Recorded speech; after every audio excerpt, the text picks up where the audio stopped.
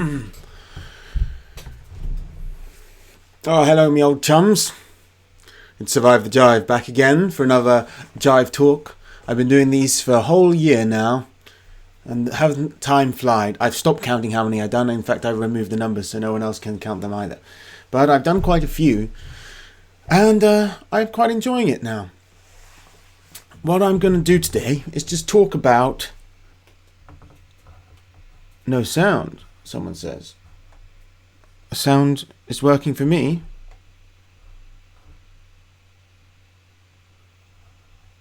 Oh, don't tell me there's... Let me just check there's no sound, or someone who's saying there's no sound in the chat. Well, there is... Okay. Wasting the time if there is sound, but sorry about that. Someone must have been trolling, trying to tell everyone there was no sound so I'd waste your time. Well, that's some of the precious stream time lost, I'm afraid. You don't get that back. The amazing thing, I don't know how many comments I get on some videos when people say, why is it so quiet? Or why is it so loud? I think there's just a certain amount of boomers who don't know what the volume control on their computer or television is for. And they instead just decide to comment about whether the volume is up to speed. Anyway, boomers aside, let's talk about 2019. Was it a good year or a bad year?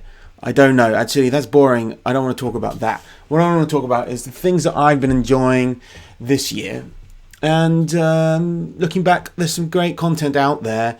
And even though I deserve more than anyone to get lots of views and to grow, I do think other people also deserve some attention. And so I'm going to talk about some small podcasts and YouTube channels that I want you guys to check out. And I'm also going to just talk about some films that I like over the past year, and books as well. I'm not going to talk about old books or anything, or old films. I'm talking about new stuff, relatively new stuff. I'm not a neophile, as some are. But, I just want to talk about some of the newer stuff that's coming out, because that's kind of year in review. And bear in mind, some of the stuff I'll review technically came out in 2018, but that, as far as I'm concerned, is close enough. Now then, let's begin with podcasts. Well, I have started my own podcast this year, by the way. The Survive the Jive podcast is available on all the podcasting apps you can think of. iTunes, Podbean, Spreaker, whatever other ones, Spotify. If you've got a podcasting app, Survive the Jive podcast is on there. And you might even be listening to this right now on the podcast of Survive the Jive, because I will probably put it on there at a later date. But if you're not, then please be aware that that is an option. But when I'm not recommending my own podcast, I'm listening to other people's podcasts. So here are 3 of my favourite podcasts of the past year. One of them is a guy who was in one of my videos earlier this year. That is Brute Norse. Let me just go to display capture. Now, do you remember this video? Why are there Viking boats? It was in May when I went to New York City, and this chap, Erik Storesund, he is an Old Norse philologist from Norway who lives in New York, and he talked me through the event there they had where I interviewed some Norwegians and stuff. That was a fun day. But you should really check out his website, brutenorse.com, which is really just, as well as some great blogs, such as the one that explains the calculations of how to calculate when Yule is. By the way, Yule is on January 10th. It's not on the summer solstice. It's not on the solstice. It's on January the 10th. It's during the full moon.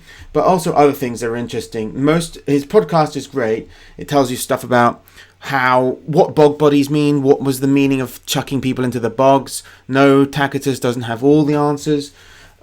Just dispelling some myths and stuff, and talking about some cool things. And sometimes he even goes on tangents, like in this episode 23, where he talks about his trip to Japan, and he talks about the similarities between the ancient Japanese and the ancient Norse that are quite interesting.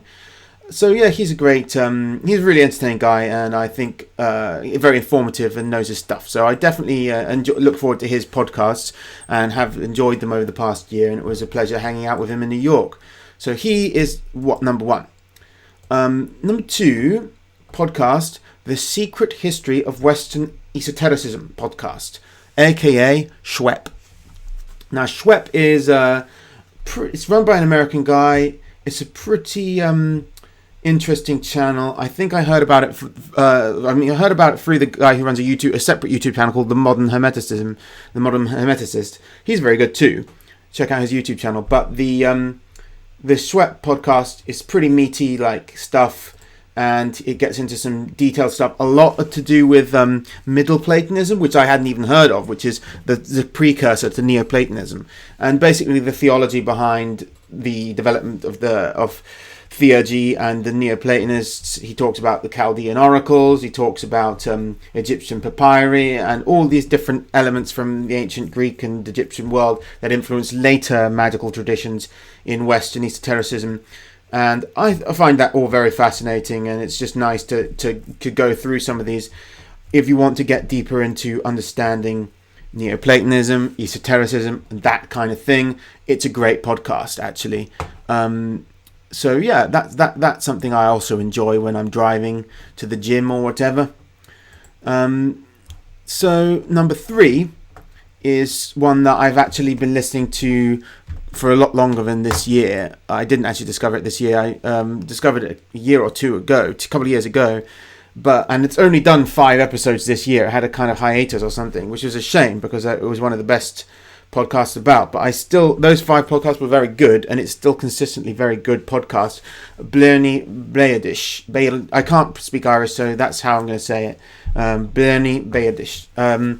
It's a podcast from the National Folklore Collection at the University College Dublin, and the people there, including a guy called Johnny Dillon, and formerly also co-hosted by Claire Doohan, but I think he is now on his own. Just looking at going through the archives, looking at old Irish folklore, and occasionally Johnny will link that back to older mythology and stuff like that, and see how you can even take things back to Indo-Europeans at times, and that's really fascinating. And the last one was about Samhain, so that complements my video I did a couple of years ago about Halloween and Samhain in different cultures across Europe. With this, I sort of skimmed over Ireland, but Ireland has a lot to say because Samhain is an Irish celebration. So if you want to get a really meaty into the details, chew the fat of Samhain, then listen to that podcast. Anyone who's interested in Irish folklore, this is the best podcast you can possibly listen to. I think it's on all the podcasting channels, on SoundCloud, all of them. So I just put podcast.com as an example. Just checking the comments before I proceed. Maybe I should just put myself back on the camera. Hello again. Hiya, everybody. So no super chats, so I guess I'll proceed. The next thing I should talk about that I've really enjoyed this year, well, before I talk about the next lot of things, I want to talk about this. My wife gave me as a present for Christmas. Can you see it? It's a chocolate replica of the Sutton Hoo belt buckle, made by Ganderwick Ganderwick Creations is a blacksmith, I think. Usually he makes like old Norse and Anglo-Saxon artifacts, but here he's made a chocolate replica, which is a great idea. I won't eat it though because it looks too nice and it's loaded with soy anyway, so I'm not up for that, but it looks really nice on my desk. The podcasts and all the other things that I mentioned today are in the description now. You can go scroll down and look through them if you want to. Now, I'm actually tonight. I'm not on the beer. I'm on the cider.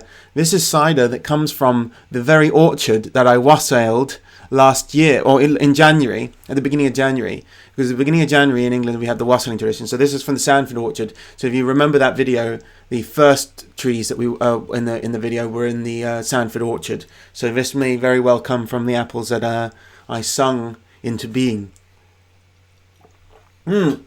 Tastes great. Now, next on my list of things, I think I shall move to YouTube channels. Now, this chap, Simon Roper, he reminds me of when I started out. He's a graduate in some kind of Anglo-Saxon studies, and he makes videos mainly talking about Old English. So I think he's doing quite well, actually. He's grown already to 23.2, so maybe he doesn't need my help. But I think I'll give him a shout out, give him a subscribe.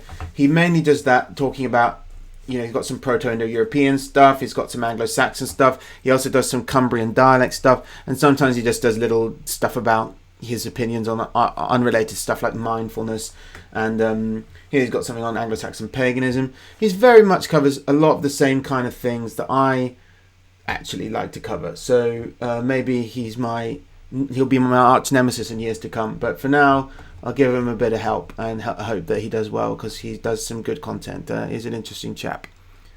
Aarvoll, he is a perennialist like me, and his channel, I think his name's Eric Aarvoll, he covers all kinds of things, transhumanism, the problem with that. He addresses things that everyone's talking about in the blogosphere or whatever you call it. But he is a Christian, but he's not an unenlightened one, because he is a perennialist, at least, so he can see the merits of other traditions. And he's generally quite well informed when discussing those things, and the ancient Greeks and things like that, even going back to prehistory and whatnot. So I do occasionally delve into his videos and often find them interesting. He's an interesting chap, and he deserves a lot more subscribers. So if you're into perennialism, please check out Eric's channel, also linked in the description. Someone says Simon Roper is dope. Tony Franchise says, yeah, I agree, he is. What else have we got in the comments? Just people talking about themselves. Let me just clean up some of the silliness. Okay, and finally, this guy, esoteric. Only the very esoteric people will know of this guy. He has some really well animated introductions. He obviously puts a lot of time into them. The soundscaping is really nice. It's a lot of it's meant to be a book review channel, the book club, run by a mysterious Englishman called Q.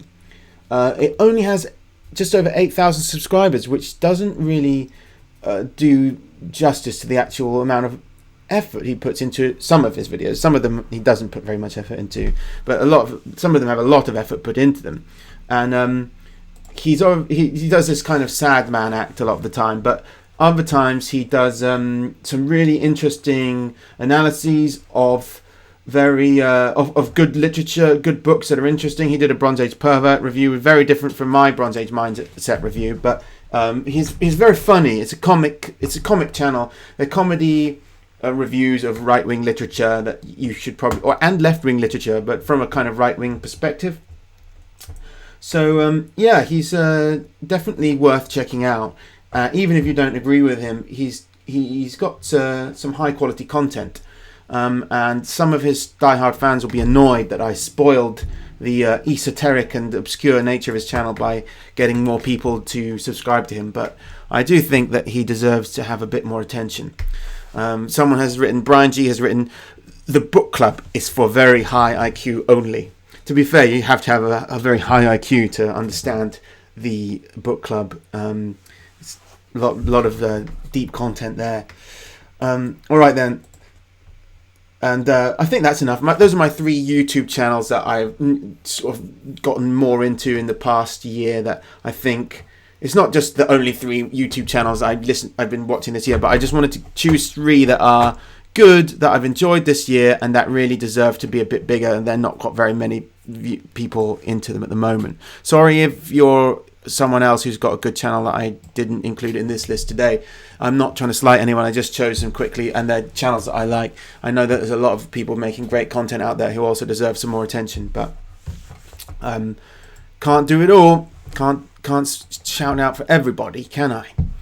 Now I got 3 I was calling them Snapchats. They're called Super Chats. Thank you, Jason, for that donation, and then Nate the Ape. Thank you for your donation also. Great content from you this year. Plans for next year? Well, the Tokarian video is on its way. It's taking a lot longer than I thought, as it always does.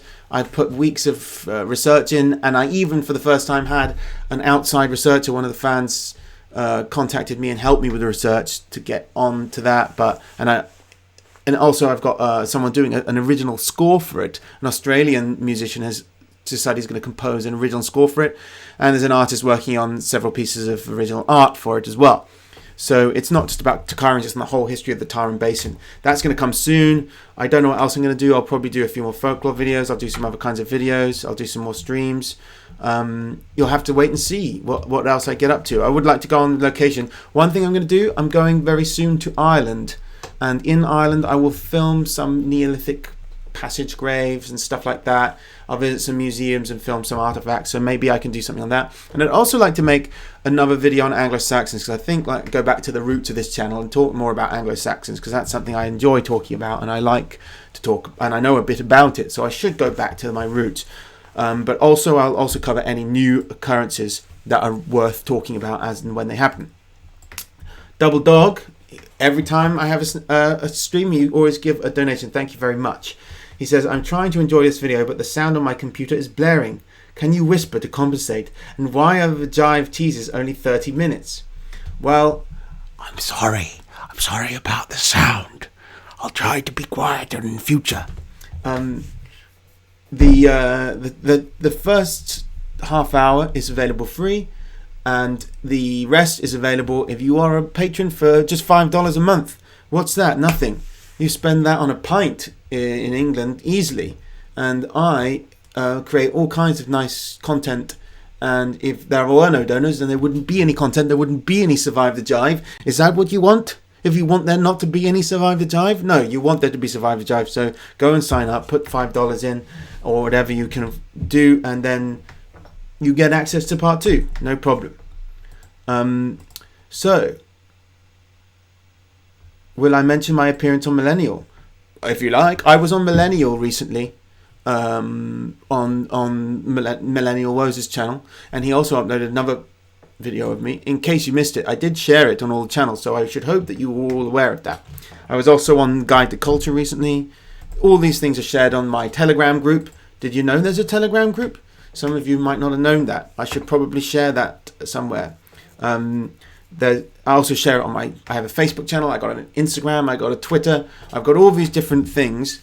Follow me on all of them, because then you will always know when I'm doing stuff, and you will never be left in the dark to whatever activities I am engaging in.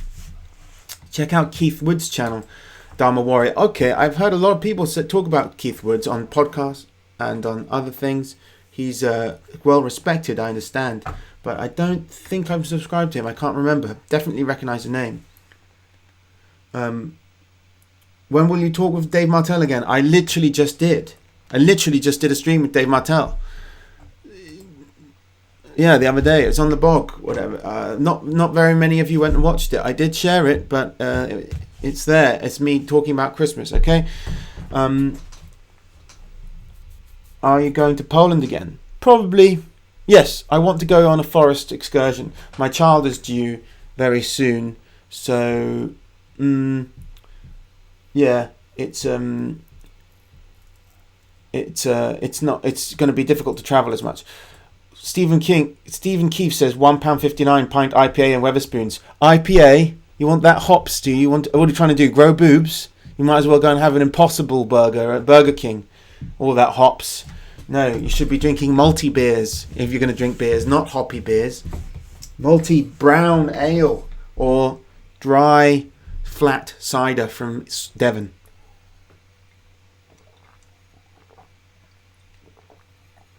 Ah, absolute nectar.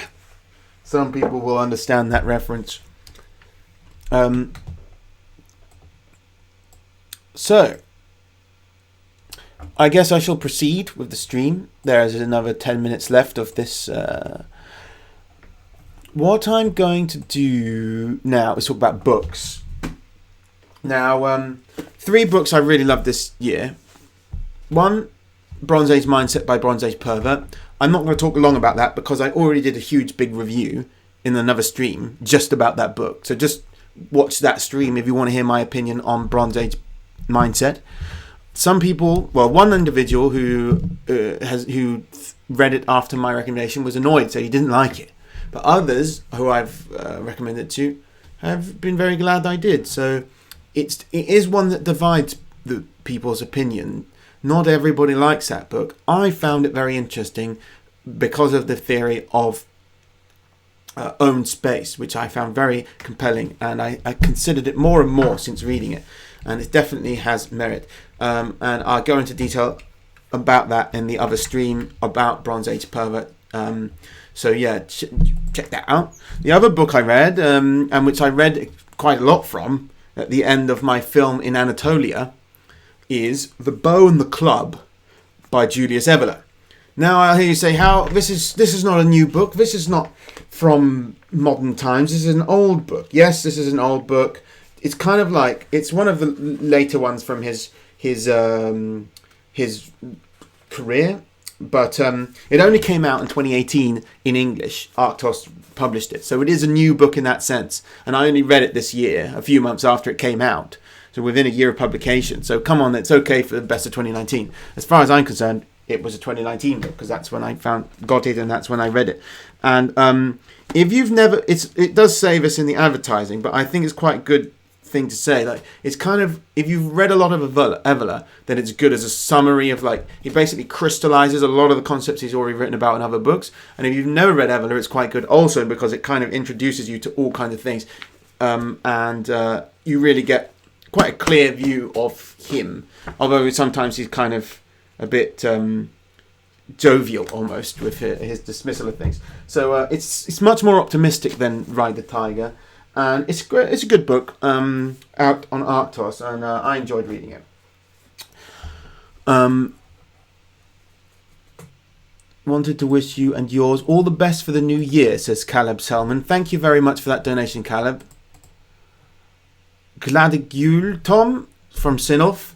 What's your take on modern medieval folkloric films? They seem to have lost much of their mythic vibe. Americanization, methinks. Well, I'm going to get to that in the second half because I'm going to do my film reviews in that part. I'm going to talk about my favourite 3 films. But certainly I have... I could talk about... I watched The King the other day and I thought it was okay. It was funny that the actor playing Henry was half French, half Jewish. And then the actor playing the French king was an Englishman, Robert Pattinson. So I thought it would have been better if the Jewish French guy had been the French king, and then Pattinson, who's of English descent, be the English king. That would have been much better casting. But casting issues aside, it looked good. It was a nice, gritty and dark film. I generally, though, dislike most medieval films because they are cringe and larpy and just not accurate at all. And there's always like karate kicking woman and big, and this is like, it's all so modern. It's just it's just modern people with wearing costumes. So it just seems silly to me. I don't enjoy that. But yeah, Americanization. Yeah, it's Americanization. If you want to call it that, you can call it other things too. But yeah, that's one way of putting it. Ooh. Well, the last book I want to talk about before I go to films is Journeys in the Kali Yuga by Åke Cedarberg. Now this one is interesting to me because in 2017 I went to Finland on a boat and from Sweden, and when I got there I was walking around and I was recognised in a bookshop by the man working in the shop. He said, "Oh, you're Tom Rousel, aren't you?" And then after we discussed mythology and the Kalevala and the Sampo and things like that, he said, "Do you know Åke Cedarberg?" And I said, he was a Finnish person with a Swedish surname. I said no, and he wrote it down, the name, and said check him out. And I think the first book I wanted to read from him was this one, and I only got round to reading it later on.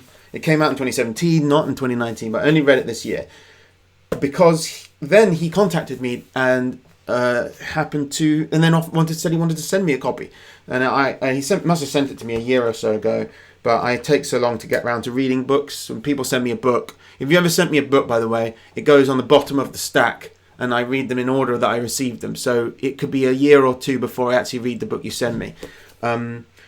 Then this, but this was good. I enjoyed it, and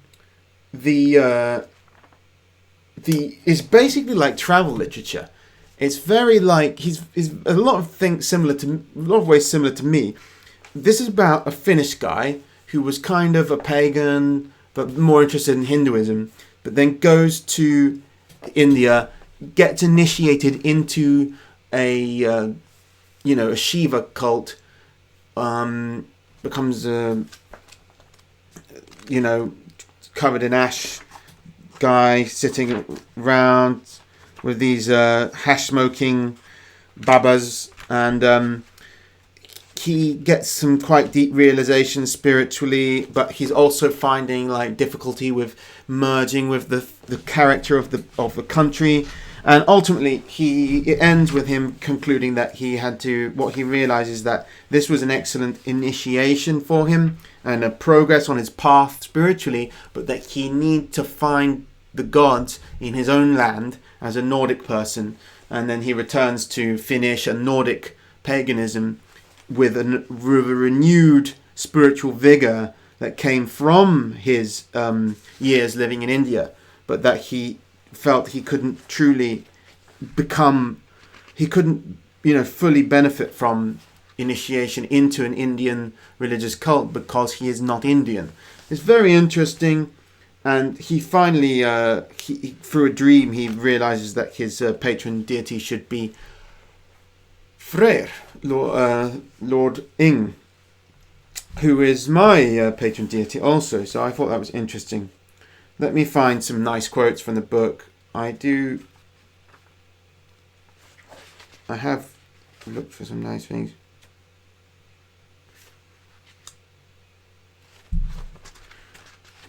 I think the end of the book, if I can spoil the end, that's like really good. I do not know whether the gods are faces that we give to that which is faceless in order to comprehend it and be close to it as human beings, if they are manifestations of distinct powers arising from an unknowable immensity or supreme reality or a oneness, if they are mediators or messengers between us and the God who is beyond comprehension, if they are aspects of nature and the world personified, if they are archetypes or forces of consciousness both within and without man, or if they are the highest human expressions of being beyond mortality. Perhaps they are a combination of all of the above. What I do know is that the gods are mysteries, and that we as human beings are ultimately drawn to them, and I know that they respond if one calls out to them. In times when the shrouds between worlds are temporarily unveiled, when our universe expands, they make themselves manifest. For this to happen, one has to live poetically and live strongly. One has to live a life of great deeds, of overcoming, a life worthy of divine attention. One has to boldly face great sorrow and greater joy, for the gods have no interest in dull normalcy. Infinite divinities await, hidden within man himself, which is always the place of the final pilgrimage. There's loads of stuff like that. Well, there's quite a lot of stuff like that, but a lot more stuff is just literally his actual accounts from his diaries or whatever of his travels in India, the people he met, of which there are pictures, and his initiations into different under different gurus and different rites he participates in, mainly relating to the god Shiva. But yeah, very interesting piece of travel literature. Because I do think overall this is a piece of travel literature, but in another sense it's a spiritual self-help book. But calling it either of those kind of doesn't do it justice, and that's why I read that part at the end, because I think that more does justice to the spiritual insights that Mr. Cedarberg provides in that book. So if you like travel lit and pagan stuff and Hindu stuff, then definitely get a copy of that and read it. All right then. I got. Oh, what's that? Another. How are we doing on super chats? Oh, no more ones. well, I guess that's going to be the end for now. And I wish you all a very good night, and I hope you had a lovely time with your families for Christmas. And if you want to hear me talk about the rest of this list of things that I enjoyed in 2019, then get on over to Patreon or Subscribestar, sign up, and then click on the link that is in the posts there to see the next part and join me for part 2.